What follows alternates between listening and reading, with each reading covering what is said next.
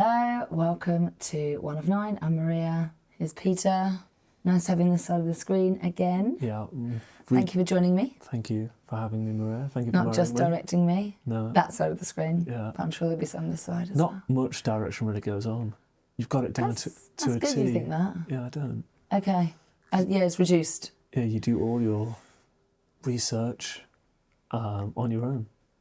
And you've got your way now, haven't you, that how you do it. We know each other, what we... And some great guests coming up, Maria. And some more very interesting suggestions as well. Very interesting, amazing stories out there. Yeah, there are. We're going to need to save up for some petrol to get some of them. Yes, we are. Well, cheers. And today we are going to talk about living in a Catholic bubble. Yeah, the bubble. I feel more redoubled to talk more with you, even though I do find it hard actually. When it's on camera, we do crump each other's style a bit, but off camera, oh my gosh, getting like a house on fire, Maria. And I'd say that's one of the main things that makes the bubble so great. Getting on well. Yeah. Yeah. Yeah, I agree. Yeah. But that was one of my points. Did you? I just love it. Sorry, I didn't see that. Maria. Good, I don't want you to look at my work. I just don't want you to see. No, okay, I won't look. No, I didn't look. That's just one of my thoughts. Since we got asked to do a talk on marriage a while ago, a few months ago, yeah, that's really sent me down some big rabbit holes and stuff like that. Reading encyclicals, Casti Connubii, Humana Vitae, because I didn't know the definitions and all the teachings behind it and all that kind of stuff. And I think it's pretty slack if we do this channel and don't even know half the stuff that should know. I would also say we are journalists. Yeah, it's investigative. Investigative. It's hard to say, isn't it? Investigative journalism, making documentaries. Yeah, it is that, but we should know we aren't. If we're going to have these chats. Yeah, but we're not just neutral. We've got a slant and an angle and all those kind of things. We're not purely just looking at it dispassionately, are we? And encyclicals sound scarier than they are. Yeah, they do actually. They just sound like big volumes of books. And they're not really, they're just... Yeah, they're quite short to read. Documents. Obviously varying, but anyway. Yeah. Anyway. So what did you want to say on that? Have you been... Yeah, I want to say about... Bubbles been coming up in... Yeah, big thought bubbles. Right. And I want to say about Kool-Aid, about how I've been thinking a lot about Kool-Aid, and I think it's really appropriate. Kool-Aid came from something that went on in a place in America called Jonestown, and this guy got everyone to commit suicide and to take the poison. It was laced with Kool-Aid, which is this really popular drink, and I think that's quite appropriate because we are. I didn't know that. Yeah, so I was just thinking in my head. I know I'm going to get Peter for his next birthday. I'm just going to get the Kool-Aid. I'm actually going to buy him Kool-Aid because we've used it at the academy. So funny. You buy different flavours of it, and then we mix it with paint and do this sort of sensory painting thing. It's become a kind of cultural phrase. I shouldn't laugh really. Golly, I never knew. Yeah, so I'm not. People refuse to drink the Kool-Aid. Yeah. Because they don't want to listen to the lies or the propaganda and stuff like that. And I think it's really appropriate because we as a faith, I think, are kind of committing suicide by drinking the kind of modernity Kool-Aid and not... Well, it's siphoning off. Yeah, we're abandoning our kind of... values. Tradition and all that kind of stuff, faith and teachings and all that kind of stuff. And maybe kind of devious actors within the church have changed stuff or kind of hidden the treasure of our wisdom from us and all this kind of stuff. So I've been... Getting back. Going through the books like Gandalf in that big castle when he rides off to Minas Tirith. But it has been hard actually because I'm not a big reader. I'm a big listener, but I'm not a big reader. I've had to really do some... Dig deep. Yeah, dig deep and do some IQ press-ups and things like that. Because I don't want to come out all guns blazing and not know my stuff. So anyway, look, that's a bit of a backdrop to why. I wish I read an encyclical for our chat. I think I would have read... Have you? I have, no, I haven't, and I've read... I did read one in the last few years, and was it Familiaris Consortio? Was it that one, maybe? When you read them, you think, I kind of just knew that instinctually on a lot of stuff. Church writes in a funny way. I mean, it's not for the... I don't think they write these documents for, the likes of you and I, Maria, the riffraff in the street. Who do they write them for? I think it's for bishops. And they're meant to kind of disseminate it at the pulpit. Okay, I see. I see. But okay. What with YouTube and... You can get them on the Vatican website actually quite easily. Yeah, that's why I've looked at it. Even things like... I'm going to get that one up again. What are you meant to believe? I don't really know.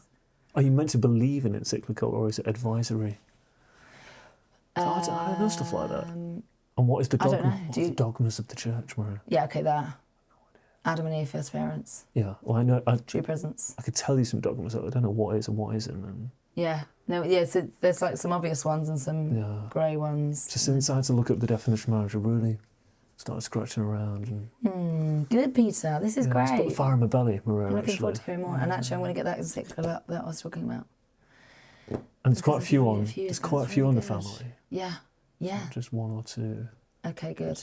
Anyway. I'm going to dig deep as well then. Yeah, I think, Lent's coming up, spiritual reading. Yeah, spiritual reading, yeah. Print them off. I don't like it online. I think it would be embarrassing you read it online? Yeah, I did read it and listen to it as well. I do more. What, on YouTube? Yeah. That's good. They don't get many views, Maria, let me tell you that. So... We'll be giving them a couple. Yeah, I've given them a couple. I've topped them up. So, the bubble. Yeah, the bubble. You've been quite keen to talk about this. Yeah, I think it's... Is it obvious to you that we're living in a bubble? Is it because social media keeps talking about I think we have felt bubbles? it. We've mentioned it a while ago to ourselves, haven't we? Well, we've chosen a life for our children that is not what, I suppose, mainstream culture in this country are doing. So they're not in the mainstream school. They're not going to tons of clubs. Yeah, they're not. To some. They're not. They've very small exposure to... Yeah, very small. Wider world, haven't they? Yeah. And I think we probably live in one of the best bubbles in terms of a Catholic bubble in the UK. Would you say that? I would agree, because I'm very happy. Yeah. We've got family close, we've got the parish community, we've got the Virgin Choli Academy. Yeah, the academy, the scouts. And they don't have a whole lot of exposure to kind of non-Catholic influence. I just think they're just so small still, aren't they? Yeah. I mean, Lani's obviously been through it and she's gone through the mainstream school. She didn't have the benefit of any other option. She had 5 solid years of home ed, but there wasn't a lot of Catholic home ed in our area at that time. There was a lot of home ed, but in terms of our faith runs through everything we do, everything. That wasn't being sort of replicated by any of her friends or anything. And I think it's not, like, it sounds like quite a quaint, oh, isn't that just lovely that you do that, but... It's hard work. And it's hard work, and it's worth it to protect your children. Because they say, don't they, well, the definition of marriage... The purpose. The purpose of marriage is the begetting. And education. You have children. And I didn't know this. Not that I thought you had to, but there is no duty to have children. You don't have to. It's just if you do mummy and daddy time, then you must be... I think he says that. I need to get the text, find the original text. But I think he says your intention must be to have children. I never knew that.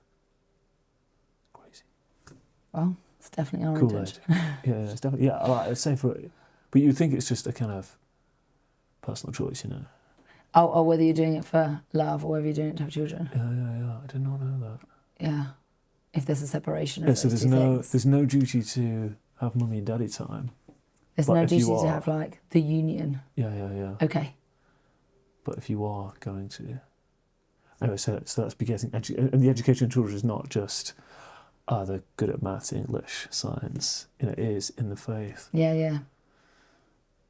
And I'm learning with them. Yeah. Well, I suppose it's like the history of education is vast anyway, but even say like on our parents when they were growing up and what they learned, I imagine they would have come to, you know, when you become adult and you've taken on your faith for yourselves or whatever, and then when you're learning again, there is an element of your, oh wow, I didn't realise that, and I didn't it didn't mean that to me then. I did, but I do feel like just because of that era that we grew up in, there wasn't a good old solid amount of catechism. I think your mum's video was great because they just got it bam, bam, bam, kind of parrot fashion. Yeah.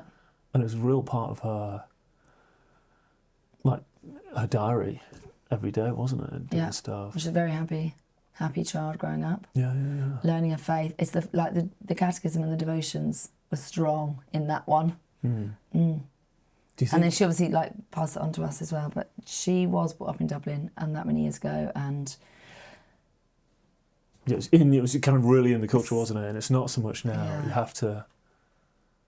It'd gone earlier in England, I imagine. But we've become very secular.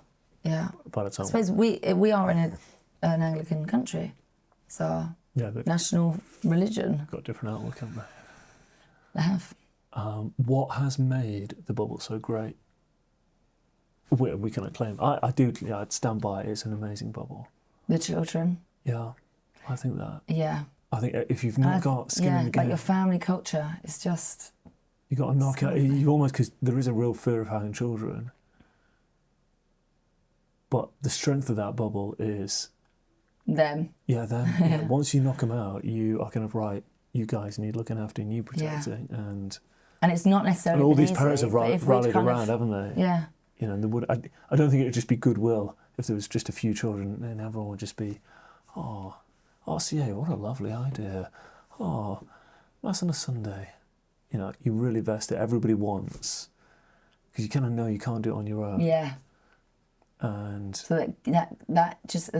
Like we've said it before, haven't we? We've kind of got that critical mass of people there, then things will happen. Really and it has been cool watching it happen. Yeah. Virginia Taylor's come from this parish. Yeah, things you could not believe. The Scouts of Europe, the first Catholic Scouts in the country, has come from that parish. There's more now around the country. Yeah, there is more around the country. And maybe more Virginia Taylor academies. And not that that's the only way to do things either. People... Do homeschooling, do schooling, do whatever they want to do. But for us, it's been an incredible fruit. I don't know if it's the best analogy, but that's the sperm that made it. Because they did try a few times, Maria, and other eggs did not. But this one did, didn't it? So here it is. Yeah, for people that might say, oh, well...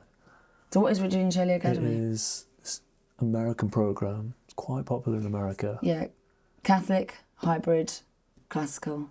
Yeah. 3 main things. 2 days a week, uniform, looks like a school, quacks like a school. It's not a school because it's under 18 hours a week.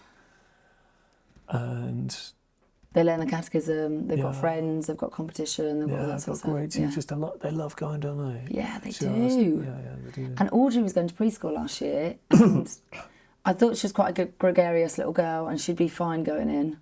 But actually she became so nervous going, and it's kind of, the tensions are melting away this year since being at Virginia Taylor Academy, and I couldn't have guessed that at all. I would have thought she would become very anxious at preschool. She'd never wanted to go, where are we going today? She'd say every day when she woke up. She's such an... She'd say she hated going, but I thought, come on, just go and play. Like, you've got your friends there, and you've got toys there, and you can paint there and play with water, and...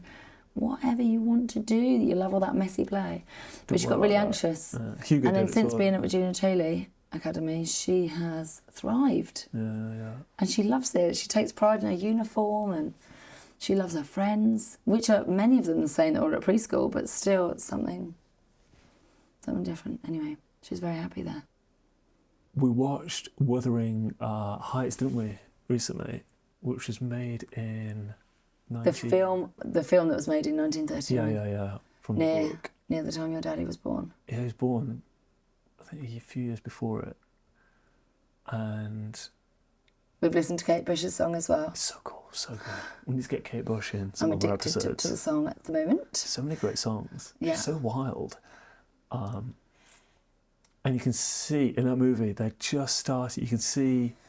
They're starting to question Modernity, marriage. Marriage is stuffy, old. Love feelings. Trump, the institution, it's just coming in. And Casti Connubii was written in 1930. And back then they're saying, you know... Back then there was a concern for modernity. Yeah, back then they're kind of really concerned. Wow. We'd think, in 1930 would be like, cool, the golden time or whatever. But, back then they're concerned about all these ideas about modernity. And you can almost see that it's taken... I would say marriage is just starting to kind of become, hard to say popular, but as... It's becoming a question in people's minds like, oh, right, maybe marriage is the best thing for... Is it? Yeah, is that across No, it's society? not across, but like these kind of Jordan Peterson events and all these kind of people. Yeah, so it's starting to... Yeah. So, and it's little taken... bubbles of interest are popping up around the place. Louise Perry, maybe she talks about that sort of thing. Yeah, she's probably contraception though. But it's taken nearly 100 years, hasn't it, for the unpopular... Yeah, the evidence to come through. Yeah. And we spoke about this before because we said about Victoria Gillick, who stood out there and was against... Yeah. But she didn't have the evidence. Oh yeah, I suppose it's like the... And now... and that's the Kool-Aid thing, isn't it? We drank the Kool-Aid, we should have just... You stuck to it. The wisdom, on. the kind of inherent wisdom that you build up. Yeah. From all getting together. Like all this social network between the mums, all the chats that go on that I'm sometimes a tiny bit privy to. But all of those kind of things are... You can quickly rescue a lot in one generation, I would say. But you have to take that huge leap of faith and have the children, which everyone's afraid of doing. Not everyone, but some people are. But it's difficult. And we on our channel, we want to just share out there. Yeah. If this channel is anything, you can do it. Yeah. And we tried our real best to make the background of this image look reasonable, whilst the rest of the house looks like a dump site. So, and we've got many children. It's arguably the most civilised background in the whole house. Well, that's life, isn't it? Keep thinking, where can we have it? Where can we do the chat? I mean, we had that bit in the kitchen for a while. I like the kitchen. Yeah, it's good. Yeah. But so I don't want it to look like, oh, we've got live in this neat and tidy house, and you actually might be looking at this background and thinking it's a mess. Just jumping in and not worrying too much about. You've got to trust in the Lord. I think once you have children, no matter how religious you are, I'm not that religious or I don't have that much faith. As soon as you have the children and you have kind of a culture of religion, you're putting yourself, Lord, I trust in you. You know, you don't have to be too pious in your words because, you've got all these children. I can't control I can't guarantee their health, so many circumstances I can't guarantee. And Lord, I need your help. You know, say our prayers every day. You're quickly at a position in life where I'm well out of my comfort zone. This is, an enormous ordeal. And if I think about it too hard, I'll, have some kind of anxious meltdown. So you just got to surround yourself with other parents. Say your prayers. I mentor myself not to hyperventilate. It's okay, Maria, don't worry. It's not too much. Look, Jesus carried the cross up Calvary. We're done, or this, that, and the other, or this saint did this, or that saint did that. Or it's okay, Maria, just get a grip. Get on with it, Look, we heard that. More children, or more challenges, or more. Be stressed and offer it up. Yeah, that's right. Like the kind of the rapture of. And problem solve. Knowing God is getting into the suffering. God. Yeah. It's just not part of his ways to give you a comfortable life. He might as well just get on with it. So the bubble as well. I love the bubble. Do you intentionally sort of I don't carve the bubble? Do I what? Carve. Do you intentionally? Just when you said intentionally, right? Intentionally discipleship.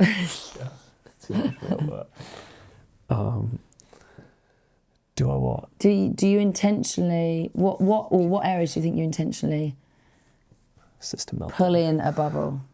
What do you mean pull it in? Or let it go out? Because the children ultimately they've got different experiences. Oh, do you mean? Some are just at home.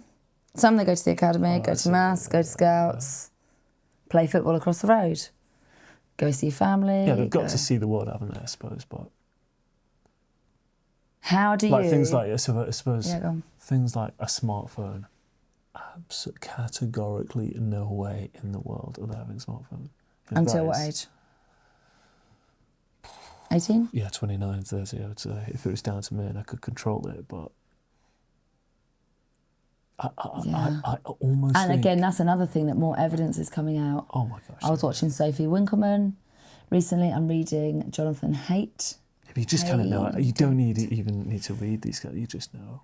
I know, but again, it's that thing where you've got to hold on to your guns, though, because They're going to fight. You're being pushed. Yeah, you're being pushed. Majorly. But there is evidence is going to start rolling in at some point to back up what what we say. Strongly feel about. And it's a fairly universal approach from the main bubble.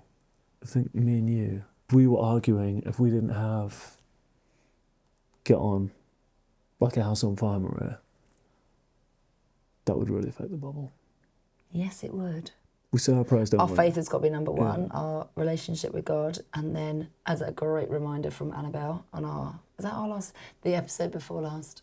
And actually, I can relate with that from when I was a single mum, having a period of tough time, and I felt that, whatever the details are, whether I'm married or not married, and have children or don't have children, I just need to know, love and serve God.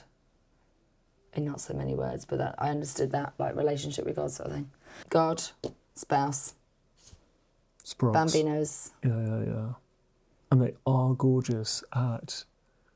I think them being so young really puts some fairy liquid in that bubble. Like, it's really... It's kind of like... Pretty or something? Is that the angle you're going, or thick? It's the peak. No, it's thick and durable, because the children are so lovely. You kind of working your hardest, because they need nappies doing, food cooking, they can't do much themselves, but they are just so lovely. It's just this peak, incredible experience in your life that you just want to be there and not miss it by whatever means you can possibly do that. I sometimes think of myself, 20 years' time, looking back to now, kind of like an Interstellar, kind of, hey guys, this is the best time ever. Stick around, play with them. Yeah. They're just so lovely. Yeah. And the real hoot, you do get... Like, you genuinely laugh. Yeah, it is great. Genuinely think they've got a great idea. Yeah, I think the hard work side of it, you just know that.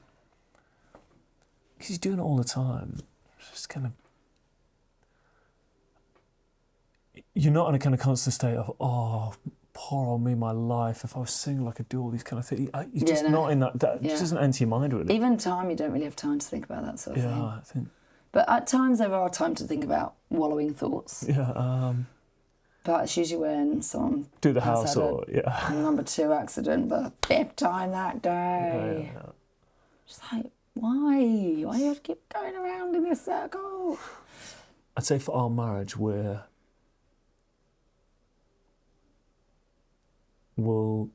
dig in and help each other out. I don't like to see you two, like, children of your business. I've got this. The dividing lines are quite blurred, I would say. Like, I don't like you. Yeah, there are dividing lines. Yeah, there are. But then we're happy to go over to each other's. Yeah, it's one of the benefits of being self-employed, I think. Just if I just hear a bit of shouting or whatever, just duck in and...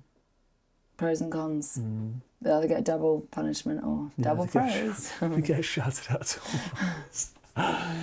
It is a lot like I'm quite like an... I think we both are. We're not like super calm with them, like, no, children, you shouldn't really do that. We are just... I would take more of that approach. Yeah, you would take more of that. But because I think, like, the mum is the everyday, so you don't want to be shouting the whole time. And then when you notice someone's coming down, when you notice I've been raising my voice a bit more, then... I think I can hear some... I can hear tippy toes. You want to have any amount of... Yeah. I think everyone's got boundaries anyway, haven't they? Everyone's got boundaries for their children, whatever they are. Yeah. And why do you have to do boundaries?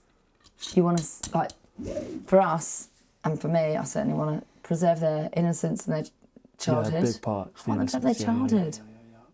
I know this cliche, you can't get it back, but you can't get it back. Can't get it back. That is their childhood, that's it. And actually, that's an incredibly important part of their formative years. You know, if you can look at it at a sort of utilitarian reason for it, like raising good people in the world is really important. They have a childhood. So, childhood and innocence, the faith, obviously, getting them to heaven, ultimately. And then you just got to look in front of you. What are your options? You've got homeschool, in terms of like your big choices, education, homeschooling, hybrid schooling, mainstream schooling, what can you do? What do you strongly feel like you want to be doing? And what can you realistically do? And really think about, what could you do? Move around the country, move country, and just looking at those things. And it's not always easy, and it's a lot of trust in God. And if it is going to be mainstream schooling, then what are you going to do at home to counteract the current culture that's in the world? Or the bubble for me, the main thing is their home life and education. That's, and then into that comes the social. It's a big bubble. For large parts of the week, they don't come near to the edge of it. That's true. Because I bet people would think... What was Jim Carrey's movie? The Passion. No. I would say anything sometimes, it's silly. No, The Mask. Ace Ventura, Pet Detective. No way. Liar. Where he was in the big dome. The Truman Show. Truman Show. Yeah. The children are nowhere near getting to the edge of that. Yes. They're not even... I see. That's a good analogy. They think they're married to that lady. They've no kind of... They would have no idea of the kind of like defence that goes on, if you like, of maintaining... Where do we start seeping them into society? When, like, common culture? Well, just when they hit 18, they're 16. But I think before then we even like talk about things. We meet people, we've got friends. They just see, they do see if we go out. Yeah, exactly. You go out and they have a sure, conversation with them and things. Yeah, But that's it though, isn't it? That is it. Very small. It's very small interaction, I would say, at the moment. It is very small. It's true. But they get clues of different things out there, and then that's when you say people believe in different things. Or one thing you get with a lot of dads at Mass is... fun WhatsApp groups, I sometimes. They are hilarious. You probably get... not probably. I think you definitely get a more kind of predatory lookout, for dangers or changes in the behaviour or...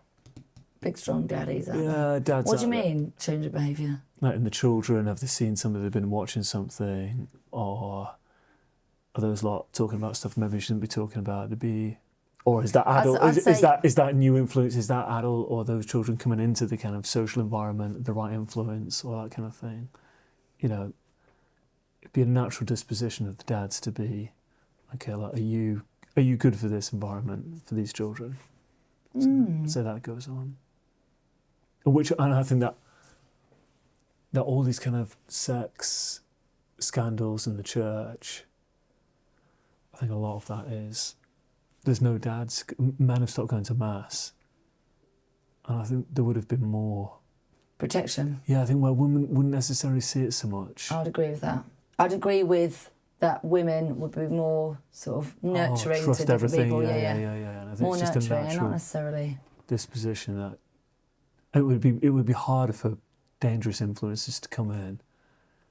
If you look out the church and every pew's got like a load of solid looking dads, or they're kind of not just going to roll over and trust whatever's said or whoever comes in. Or I think that's a big. It's an interesting thought. Big plus, Molly. I think there's no real research out there on these kind of things because it's just not been happening. But it is now, Maria. In England, it happens in America. But what? Big communities. Big communities. Okay, yeah. And France, like, look at Chartres. We don't have a big thing. Yeah, we don't have a big thing. Like, we have got some, but in all the marriages that happen off that and all those good things, where can I go and meet somebody to get married to? Like, loads of people go to Chartres, but for Chartres to happen, the Chartres pilgrimage. Yeah, like 25 years ago, a load of people had to knock out a load of kids and say, right, how do we grow a bubble? So we've got the UK's got to start doing its bit, and we need people in that. Yeah. That's what it is. It's like hard yards. There's no quick fix. You got to do. And one of our nephews is 18 very soon. I think the years do quickly pass, don't they? Yeah. Yeah, you remain the same age and same gorgeousness. Thank you, my darling. Thanks for chatting today. Oh, yeah. It's always good to hear people's opinions and thoughts and comments on the channel. Peter's very good at checking and sending them to me. Right, check. I would like Emails as well, so I'll be getting them. What have people got definitions on Kool-Aid? I think it is definitely a thing, and it's quite hard to. What do you mean definitions on Kool-Aid? What is Kool-Aid? But I'd say, so one definition I would say is it's kind of unprotected truth. Like if no one kind of guards the truth or proclaims it, then I think. Or an analogy sort of thing. Yeah. There's that phrase in there, the truth is like a lion and it'll just roam around and defend itself, but I do not think that is the case, Maria. Because look where we are, you know. You just set it free, it'll defend itself. I think, is that C.S. Lewis? And maybe, actually, Saint...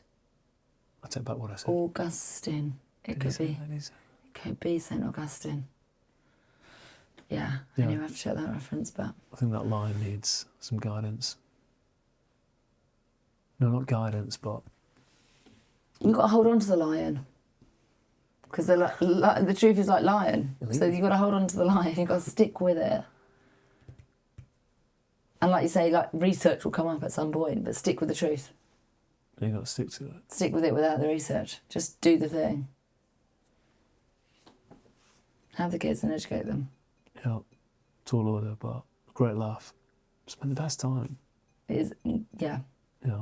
It's very beautiful and I'm very grateful to God. Oh, man.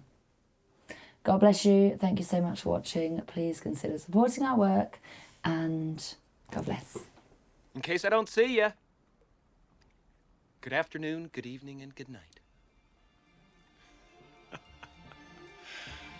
Yeah.